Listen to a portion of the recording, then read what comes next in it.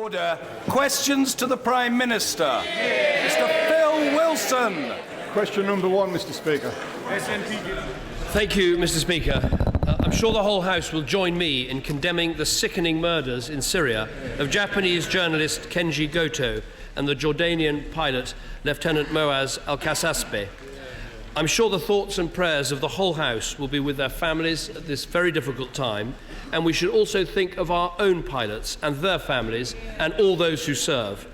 I can assure the House that we will not stop until the murderous ISIL extremists behind this and their poisonous ideology are eradicated. Mr. Speaker, this morning I had meetings with ministerial colleagues and others, and in addition to my duties in this House, I shall have further such meetings later today. Phil Wilson. Thank you, Mr. Speaker. I would just like to associate myself with the comments that the Prime Minister has just made. Mr. Speaker, a constituent of mine, an agency worker, told me he only pays income tax if he works overtime. Part of his wages is paid in expenses, even when he's on holiday, affecting his NI contributions and therefore his benefit and pension entitlement. £16 a week is deducted from his wages to administer his payroll, and he even has to pay for his own payslip. Mr. Prime Minister, is this any way to treat hard-working people? Well, first of all, I'd say we are looking at abuse by so-called umbrella companies that can sometimes bring these things about. But the broader point is I want to help people like that by cutting their taxes and taking them out of income tax altogether. Now, Mr. Speaker, we've taken 3 million of the lowest paid out of income tax altogether with our plans that people should be able to earn £12,500 before they start paying income tax. That will take another 1 million people out of income tax altogether. Mr. David Willits. Will the Prime Minister welcome the increase in students applying for university, especially from the poorest backgrounds? Will he confirm that both universities and students would lose from the reduction in funding caused by a cut in fees?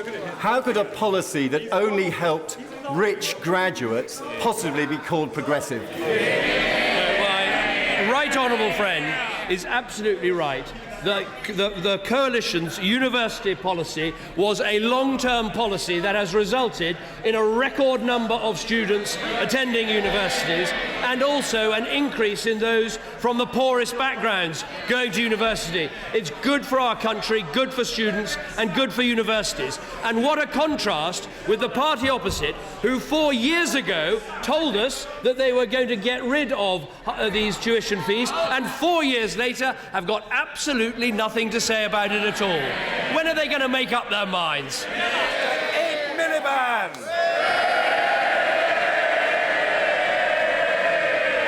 Mr. Speaker, I join the Prime Minister in condemning the appalling murders of the Jordanian pilot and the Japanese hostages by ISIL. These were sickening and despicable acts and simply reinforce our determination to defeat this evil organisation. Mr. Speaker, everyone pays stamp duty on stock market transactions except hedge funds, who are allowed to avoid it, costing many hundreds of millions of pounds. Why is the Prime Minister refusing to act on this? I have to say, Mr. Speaker, for 13 years, during many of which he was in the Treasury, they did absolutely nothing about this. But what this government has done is more than any previous government to make sure that individuals and companies pay their taxes properly. But I have to say, I'm delighted he's raised the economy on the morning after his shadow chancellor couldn't name one single business leader who backed Labour. Mr. Speaker, this is Prime Minister's questions, and he should try and answer the question. Now, I asked him a very specific question. About why hedge funds aren't paying stamp duty on stock market transactions. It's costing hundreds of millions of pounds. He's been funded to the tune of £47 million by the hedge funds. That everyone knows that's why he's refusing to act. But what is his explanation? Let me just remind him, when we came to office, foreigners didn't pay stamp duty on the properties they bought. Foreigners didn't pay capital gains tax on the properties they bought. And because of his tax rates, city hedge fund managers were paying lower tax rates than the people who clean their offices. That's what we had to sort out. But let me put it to him again. The day after his shadow chancellor was asked on the television, could he think of one single business leader? And do you know what he said? Do you know what he said, Mr. Speaker? He said, Bill somebody. Mr. Speaker, Bill somebody's not a person. Bill somebody's Labour's policy. Mr. Speaker.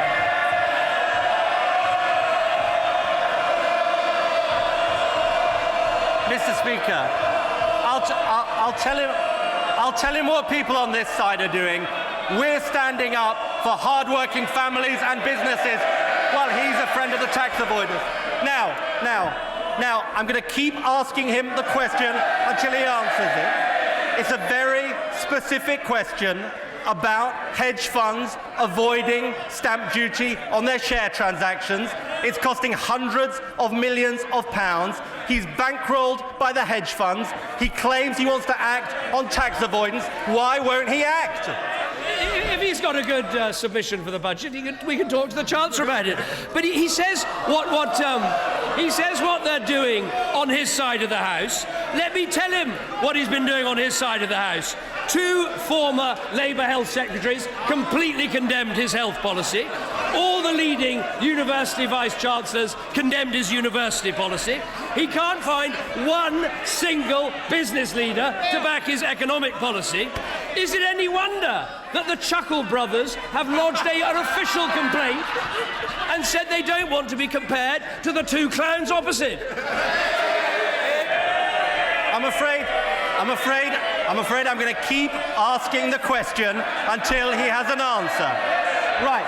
Now let me explain it. Let me explain it to him. You can't help him, George. You're too far away. Now let me explain it to him.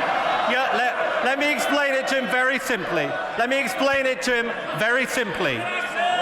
Everybody pays stamp duty on their share transactions. I apologise for interrupting. The questions and the answers will be heard. This is a democratic chamber, and no one is going to be shouted down. The point is very simple and very obvious, and I hope everyone can grasp it. Ed Miliband. Well, let me explain it to him very simply. Everybody pays stamp duty on their share transactions, but the hedge funds are protected. We've been calling for action on this. It could raise hundreds of millions of pounds. Why won't he act? We have acted on stamp duty. We'll continue to act on stamp duty. But he sat for 13 years in the Treasury and he never did anything about it. Now, if he wants to make sure that he acts on tax avoidance and evasion, why doesn't he start with Labour's biggest donor, Mr. John Mills? Yes, we all remember this, who gave his donation in shares in order to cut his tax bill. Has he paid back the taxes yet? I'm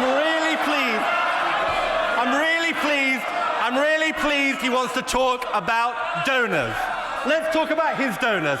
7 million. Order! The question will be heard. It's a very simple point. I've had to make it a second time. I'll make it as many times as necessary. The right honourable gentleman will be heard. The right honourable member. Talk about his donors, Mr. Speaker. £7 million from Lord Laidlaw, a tax exile living in Monaco. £3 million from Michael Hintz, company based in Jersey. And Michael Spencer, who gave him £4 million involved in the LIBOR scandal. Same old Tories. Now, let's give him the fifth chance. Fifth chance. I know he doesn't do his homework. Fifth chance. The hedge funds are avoiding tax to the tune of hundreds of millions of pounds. Will he now promise from that dispatch box to act for the National Health Service? We had Labour for 13 years, no action on stamp duty, foreigners not paying stamp duty, foreigners not paying capital gains tax, no bank levy, and he talks about tax exiles, Andrew Rosenfeld, the man who raises his money, was for years a tax exile living in Geneva. That's what we get. But isn't it any wonder he wants to find one particular issue to raise today, because he can't talk about minimum wages because his policy is to cut them. He can't talk about energy prices because his policy is to keep them up. He can't talk about universities because his policy is to trash them. He can't name a single business leader who supports Labour. No wonder the person who wrote that things can only get better says it no longer applies to Labour.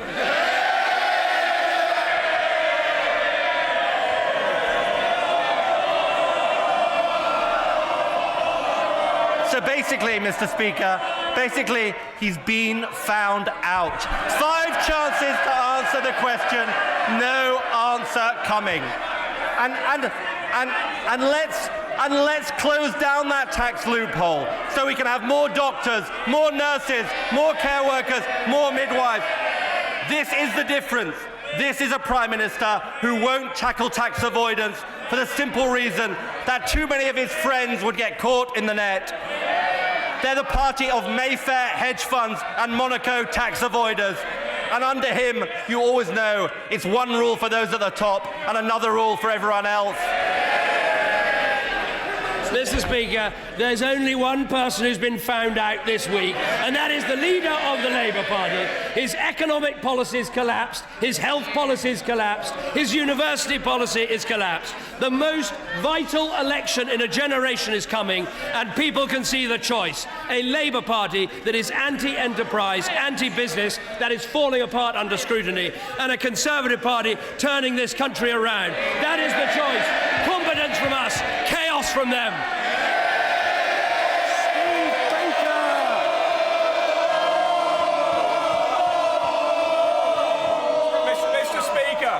Mr. Speaker, this week, Mr. Speaker, we have seen that fear is spreading across this land amongst senior business people. Will my right honourable friend reassure me that he will stay the course of his... Order! The honourable gentleman's question must be heard. If he wants to continue the last bit of it, he can. Be heard. Speak it out. Mr. Speaker, will my right honourable friend reassure me that he will stay the course to prosperity with his long-term economic plan? We will stay the course because we can now see 1.75 million more people in work. The deficit down by half. The British economy growing faster than any major economy in Western Europe. And business and enterprise, large and small, saying we have the right plan and we should stick to that plan. That is what we'll do. It's competence versus chaos. Susan Ellen Jones. Thank you, Mr. Speaker. They were elected by fewer than 15% of the public, and their first elections cost £80 million. Why won't the Prime Minister scrap these ridiculous police and crime commissioners and put the money instead into the sort of frontline policing that would keep our communities safe? She might want to ask why her former colleague Alan Michael stood for one of these posts. I think it's bringing accountability to our police service because everybody knows there is now one person that they have to account to. In the past, people didn't know how to access their police authorities. They do now. Stuart Andrew. Thank you, Mr. Speaker. When my right honourable friend visits Yorkshire tomorrow, he will be spoilt for choice of the number of businesses that are investing and creating jobs in Leeds, bringing unemployment in my Pudsey constituency down 55%, in Leeds West down 39%, and in Morley and Outward down 51%.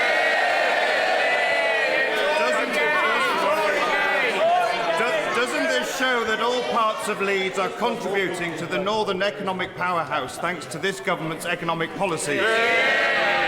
I'm very much looking forward to explaining how our long-term economic plan will really benefit and continue to benefit Yorkshire and North East Lincolnshire. He's absolutely right. We've got employment up by 114,000 since the election. Private sector employment is almost up by 200,000 since the election. The Shadow Chancellor says, come to Morley and Outwood. Believe me, I'll be there. And I'm afraid to say, I have a plan to increase unemployment in that constituency by 1, to give him a bit more time to remember a single businessman that supports him. Mr. Angus Robertson.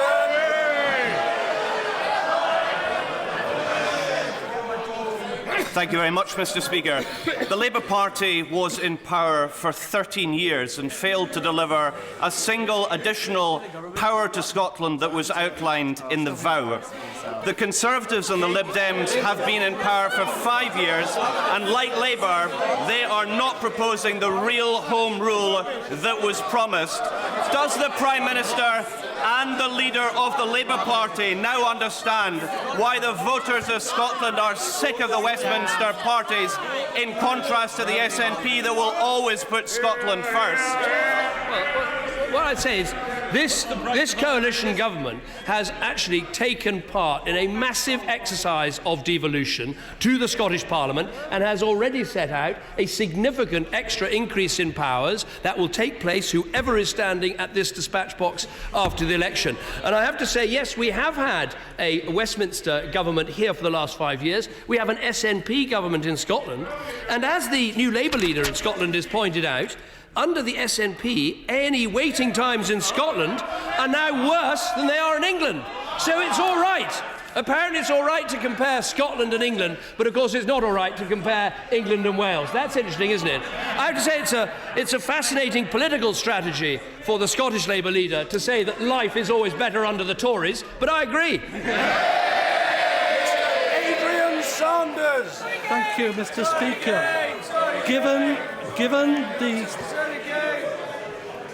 Given the success the Prime Minister claims for the coalition's long-term economic plan, why, if allowed to govern alone, does he want to change it to bring in even deeper cuts to public services?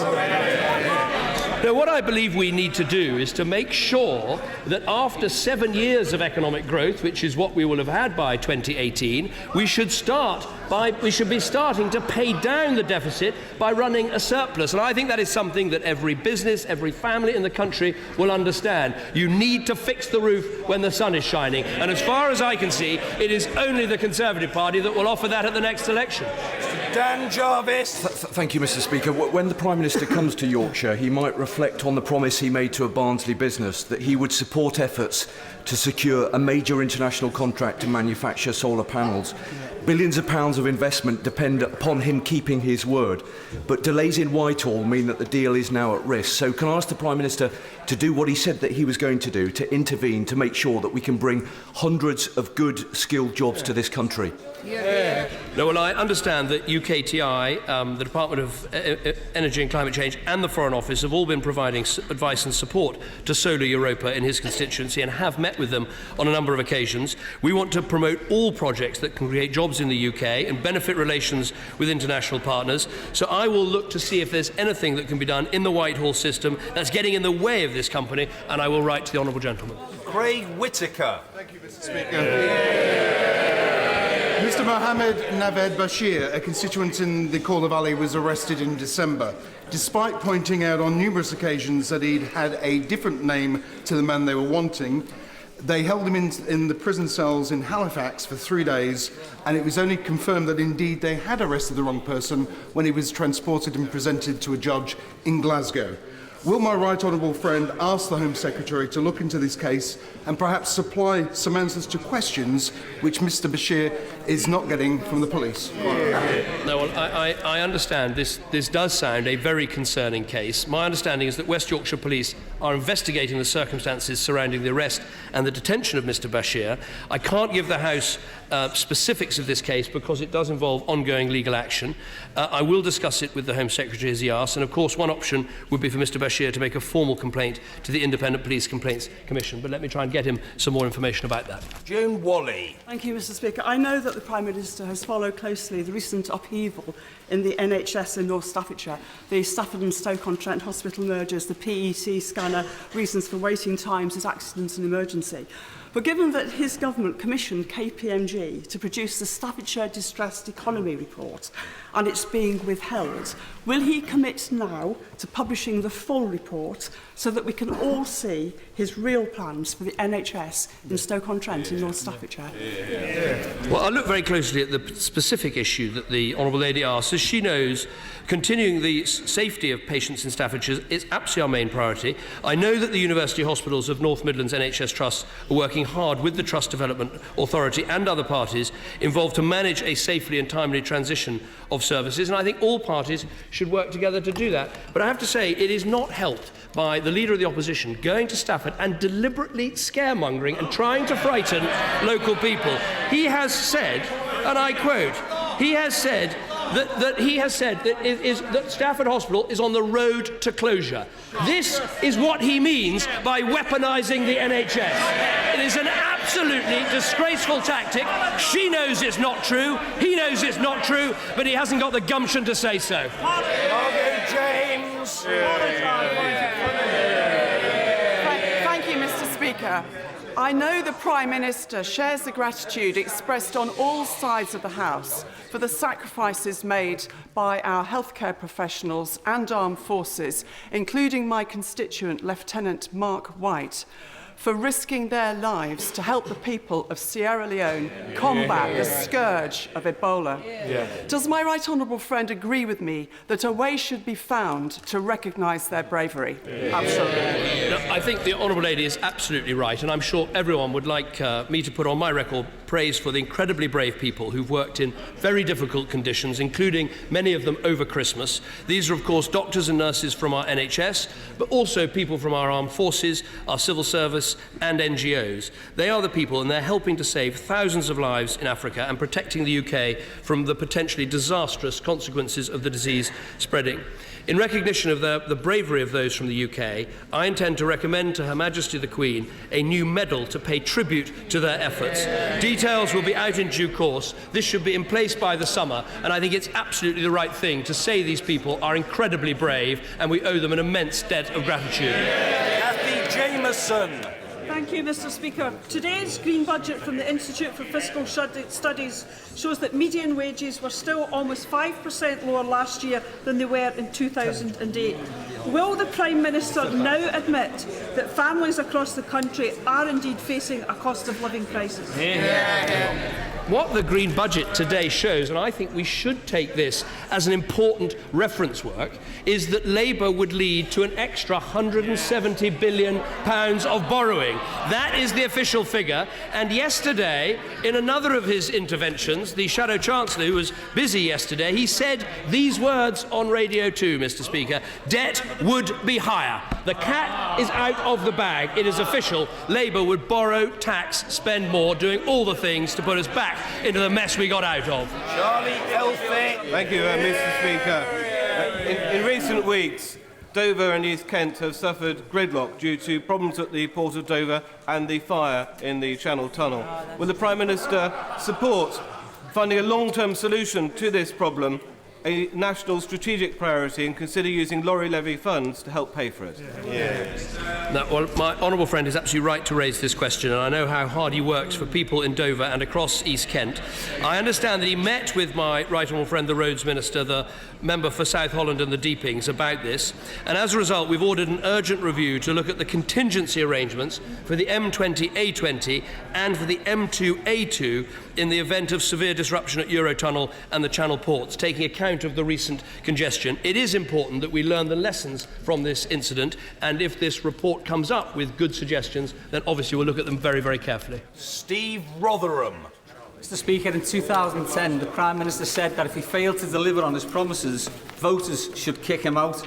His promise on pointless reorganisations of the NHS, his promise on immigration in the tens of thousands, his promise to wipe out the deficit in this Parliament. Mr. Speaker, he has broken his contract with the British people. If he's a man of his word, there's a P45 with Cameron on it. He should take that lot and go. I can tell him the commitments I made. I said we'd turn the British economy round. We have turned the economy round. I said we'd get the country back to work, 1.75 million more jobs. I said we'd get the deficit down by a half. I said we would protect the NHS, and we have protected the NHS. I said I'd look after Britain's pensioners. We kept our promise to pensioners.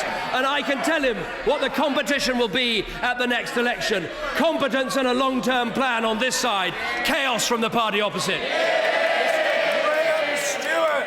Thank you, Mr. Speaker. On Friday, I visited the Cranswick pork facility in my constituency. It now employs 1,500 people at that site alone, hundreds more than in 2010. A lot of that investment came about because DEFRA ministers opened up the Chinese market, have kept it open.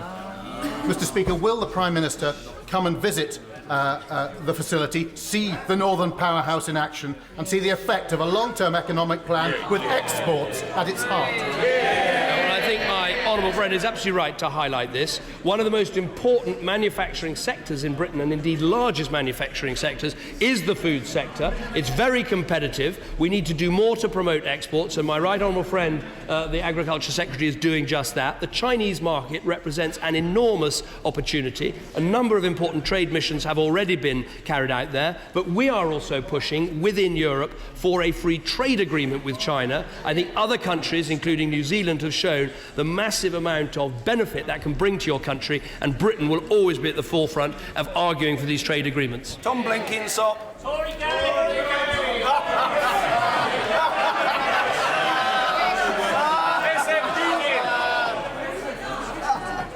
Does the Prime Minister know of anyone who owns or works for a UK-registered company that uses a Luxembourg-based holding company in order to avoid paying their fair share of tax in the UK? Well, I want to see more and more companies headquartered here in the United Kingdom. And that's exactly, under this government, what is happening. We inherited a situation where company after company was leaving our shores. Because we've now got competitive tax rates and a business-friendly government, more and more businesses are coming here, including in his constituency. Greg Mulholland. Thank you, Mr. Speaker. Last week, 6-year-old Sam Brown from my constituency with 10-year-old Kamal from London came to see the Prime Minister to deliver personal letters to him about the NHS England failure to come up with a process to allow the NHS to fund the drugs they need for Morquio syndrome, which also applies for Duchenne muscular dystrophy. NHS England are still dragging their heels. Could the Prime Minister, who I know has taken an interest in this, please intervene to come up with an interim solution so all these children can get the drugs that they need? Well, I well remember meeting the honourable gentleman and also the young boy who came with Duchenne muscular dystrophy syndrome. I have looked at this. The consultation is now underway and will finish at the end of April. And following this, the NHS will make a decision as quickly as possible of whether or not to routinely fund Translana. I've discussed this with the Health Secretary and we'll do everything we can to help. David Anderson. Thank you, Mr. Speaker. Mr. Speaker, in 2010, the government withdrew £80 million from 5 schools in my constituency. This destabilised the school in the village of Wrighton so much it's being forced against the will of all concerned to become an academy, and the curriculum has been constantly cut and dedicated staff lost their jobs, and there's more of the same to come in the summer. What do I tell my constituent Lauren White, who loves this school, when she's seen her chosen career disappear before her very eyes? Well, all the evidence is that schools that have converted into academy status have seen their standards improve at a faster rate than maintained schools. Isn't it interesting, Mr. Speaker, that the party that started to promote academies has given up on that good reform as well as the other reforms they've given up on? We put extra money in for school places, we're seeing improvements in school standards, and we've said that any schools that are either inadequate or require improvement will need to be taken over by an academy if they don't have a proper plan for improvement. That is something that I think all parents who want to see their children succeed at school will welcome. Mike Freer. Speaker. My right honourable friend has been admirably robust at combating anti-Semitism, and this government have been generous in supporting security measures at state faith schools. However, there are 120 community buildings now at risk of terrorist attack, the type we saw in Paris. Will my right honourable friend commit to looking at creating a counter-terrorism fund to help meeting the security measures at these community buildings? No, I think my honourable friend makes a very important point. I have met with the Jewish Leadership Council and discussed this issue in the light of the Paris attacks. As he knows, the school security grant, which we introduced, has made available £2.3 million of funding in the current year to protect security at Jewish schools, and it will be maintained next year. The Education Secretary is also going to meet with the Community Security Trust and see if we can do more to help Jewish independent schools. In my view, we need to do everything we can to help this community feel safe and secure in our country. I would hate it for British Jews not to feel that they have a home here in Britain, safe, secure, a vital part of our community. Mark Durkan. It is now 2 years since meningitis B vaccine was licensed for use across the EU. To achieve its effect of being able to prevent over 80% of meningitis B cases here, it needs to be on the routine immunisation schedule for the NHS. The Prime Minister sounded hopeful in the House in November. Can he give us some indication as to when there will be a conclusion to the negotiations between the government and Novartis? Well, I'm afraid I can't give an update any further. The discussions are still underway. As he knows, this would be a vital step forward because of the horrors of this disease, but he also knows there are huge cost issues in making sure if we were to make sure this was made available. So those discussions with the drug company are vital, they're ongoing, and if I can give him an update in a letter, I will do so. Jesse Norman. Thank you, Mr. Speaker. Mr. Speaker, the whole of Herefordshire is behind a transformative project to create a new university specialising in engineering and technology, and in particular in the agri-technology, defence and security sectors. This is only possible because of the government's universities policy and its decision to lift the cap on student numbers. Will the Prime Minister look hard with the Chancellor at the potential to award some public capital funding to support this enormously worthwhile project? Well, I think my honourable friend is right that uncapping university numbers removes the cap on aspiration, and we want to have a country where everyone can have the choice of an apprenticeship or a university place. He's right that some areas of our country, including Herefordshire, have been underserved by university provision, and that's why we've got the extra £200 million available in the Higher Education Funding Council for England to support STEM capital investment. I know that he's discussing with the Chancellor to see whether we could make available some of this funding for the scheme that he talked about. But I would say, Mr. Speaker, how important it is that we maintain a long-term plan for funding our universities. Young people in Britain want to know that we've got the best universities in Europe, and they'll continue to be that way. And that's why what the university vice-chancellors have said this week about how our plans are working and are costed, and Labour's plans are completely unworking and uncosted, is so important. M.M. Morris.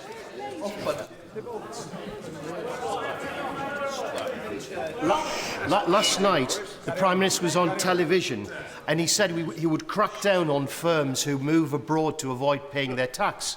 So my question is this. When the government launched the taxpayer-backed National Loan Guarantee Scheme in 2012, why did the Prime Minister decide to allow companies based offshore in offshore tax havens to apply for this form of state aid? The National Loan Guarantee Scheme was run by the banks, and it was the banks that chose what companies to fund. But let me say this, we have done more than any previous government to make sure that companies pay their taxes. We inherited a situation under Labour where foreigners weren't paying stamp duty, where companies were leaving Britain, where we were giving knighthoods to bankers that had failed Britain. All of that's changed. Marie Morris. Thank you, Mr. Speaker. This week is the anniversary of the Great Storm, which ripped up the railway line at Dawlish in my constituency. I thank the Prime Minister and Network Rail for their very fast action to restore the line. Can he confirm his ongoing commitment to the South West Railway and the future funding for it? Well, first of all, let me join my honourable friend in paying tribute to the Orange Army that did such a fantastic job at Dawlish in getting that line back on track in such a short period of time. As she knows, we've also committed a further 30 million towards resilience and protection this year. But more importantly, we are working with the South West Peninsula Rail Task Force to bring together all the strategic and local transport schemes. I'm absolutely determined that the southwest of our country will have a strong, whether it is road or rail or air connections with the rest of the country. These are absolutely vital to our long-term plan. Order.